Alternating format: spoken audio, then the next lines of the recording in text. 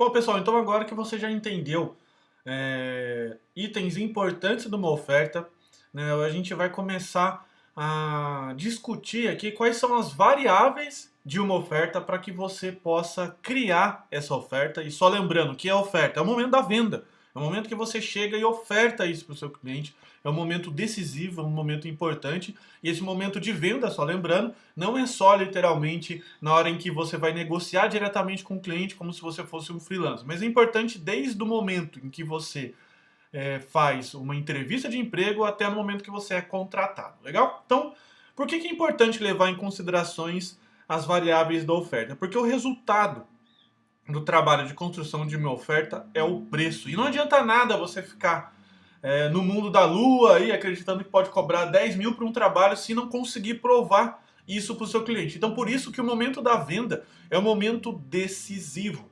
Na hora que você vai literalmente passar de carteira vazia para carteira cheia, legal? Então, uma oferta, ela bem construída, ela leva em consideração duas variáveis macro, que são o serviço, né, desculpa, no caso tem o serviço e a persona, que o serviço é o que você vai oferecer, a persona é para quem você está vendendo, você vai criar então uma oferta irresistível em que você tem um problema base. Essa parte aqui você já viu, você já conhece bem, mas a gente vai trabalhar dentro desses dois aspectos macros, o ambiente interno e o ambiente externo, e como que você vai conseguir ligar essas duas coisas. Então, vamos começar aqui a falar um pouco sobre eles, para que você possa entender todas essas variáveis e você consiga de fato construir, fazer uma oferta irresistível, fazer uma oferta bem feita. Então vamos começar aqui. Você tem então, só colocando aqui novamente o ambiente interno, o ambiente externo. O que liga essas duas coisas é o problema, é a dor. Dentro do ambiente interno, quais são as variáveis que você tem aí dentro dessa macro variável? Você tem então o você é uma variável dentro dessa oferta. Então, você precisa, dentro dessa variável você precisa lembrar de quais são as suas necessidades, por exemplo, mensal, suas contas, quais são suas perspectivas, os seus planos, quanto que isso custa, né, para poder formar um preço, porque não adianta nada. Duas coisas, você querer cobrar 1.000 se você precisa de 10 mil, ou se você querer cobrar 10 mil sendo que você não consegue gerar 1.000 por outro lado.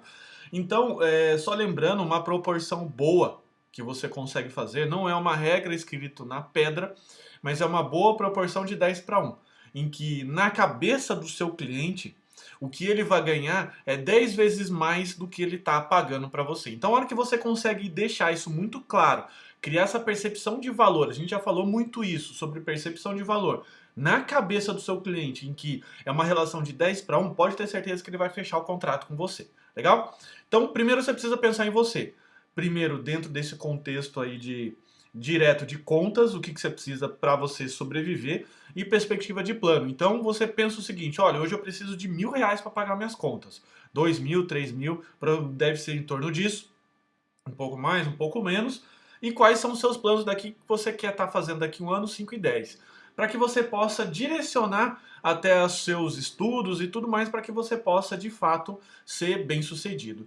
Segundo, vem um serviço que você vai prestar. O que você conhece e sabe para que você possa oferecer ao mercado. E leva em consideração o seguinte, que evita muito, procura evitar aprender algo 100% novo, algo que você vai apertar o botão de reset, você vai pegar um livro grosso de 800 páginas e tem que aprender tudo de novo. Porque lembra, aprendizado, conhecimento é um investimento. E quanto mais você demora para ter o retorno desse investimento, mais tempo vai demorar para chegar naqueles planos que você quer de chegar de 1, 5, 10 anos. Então, você, de repente, levar em consideração que de início você pode, de repente, pegar um mercado que você já conhece mais ou menos. Ou uma linguagem de programação que esse mercado almeja, que é o que você já está ali na mão. Mesmo que seja Python, C, PHP, enfim, vai ter algumas linguagens que são mais fáceis que as outras. Sim, eu digo já, por exemplo, eu conheço C. C é menos fácil do que PHP para massa, mas ele é um pouco mais especializado. Então, talvez você não consiga tantas ofertas de trabalho, tantas oportunidades, mas aquelas que você vai conseguir vão ser oportunidades mais caras. E C, por exemplo, tem agora um mercado bem legal, um mercado de embarcados, Arduino, sabe, umas coisas assim que você antes não tinha, que agora você tem, mas novamente, é um outro tipo de mercado. Legal? Do outro lado do ambiente externo, você tem então uma persona. O que é a persona? É o seu cliente. Como ele pensa, como ele vê, como ele se comporta, qual que é o ambiente social dele, qual que é o ambiente empresarial, como que ele ganha. Então aqui vai literalmente demandar um pouco mais de transpiração no sentido investigativo.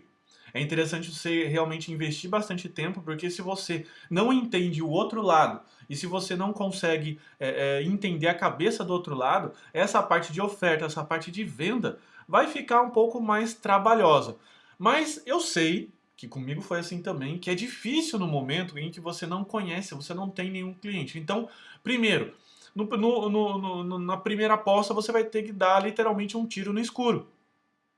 Você vai ter que conversar um pouco, tentar conversar com alguém, mas, cara, se não conseguir, infelizmente, você vai ter que usar um pouco a sua imaginação. Mas o bom é que nesse processo depois você vai refinando.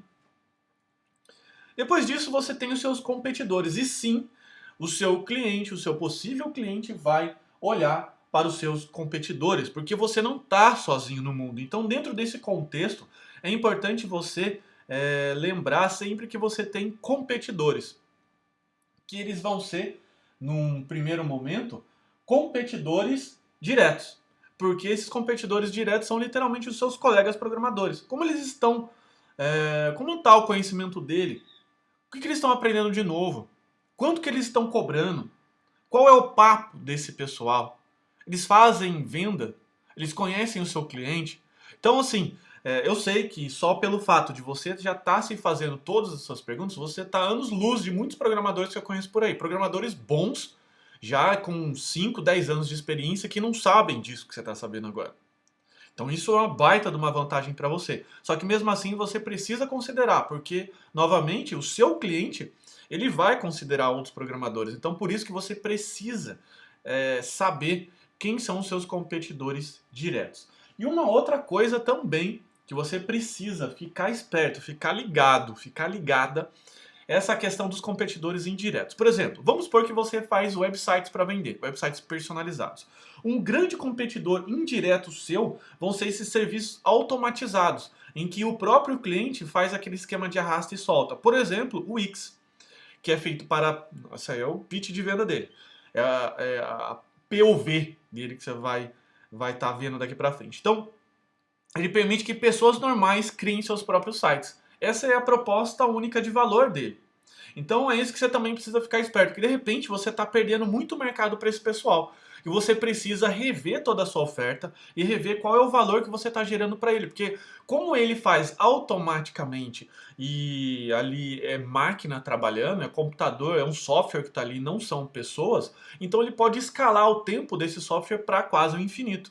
Por isso que ele consegue cobrar baixinho. Então lá tem uma mensalidade baixinha, tipo R$ 20, alguma coisa desse tipo, para que você tenha um website relativamente bonito.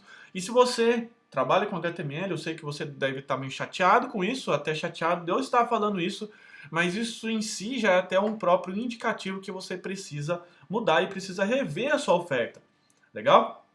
Então, colocando no papel essas variáveis que eu disse para você, você vai conseguir ser bem mais realista frente ao mercado e, por consequência, ter um preço razoável para ambos os lados. Então, de novo, não adianta nada ficar aí sonhando, não adianta nada ficar aí se enganando com um salário, sei lá, de X mil reais, sendo que você não tem uma oferta para isso, você não tem conhecimento. E tudo bem, você quer sonhar? Todo mundo tem o direito de sonhar. Só não pode depois ficar frustrado porque o seu sonho não se realiza, porque você tem que ter um pé lá no céu e a cabeça no céu com o pé no chão. Bacana? Então, no seu diário de bordo, agora, o que você vai fazer? Você vai compartilhar com a turma, preenchendo o Canvas, os resultados um pouco da sua reflexão dessa análise de oferta. Bacana? Então, compartilha com a gente lá que a gente vai dar uma olhada e vai dar uma opinião também. Então, tá joia? Eu espero a sua contribuição. Um forte abraço. Até a próxima aula.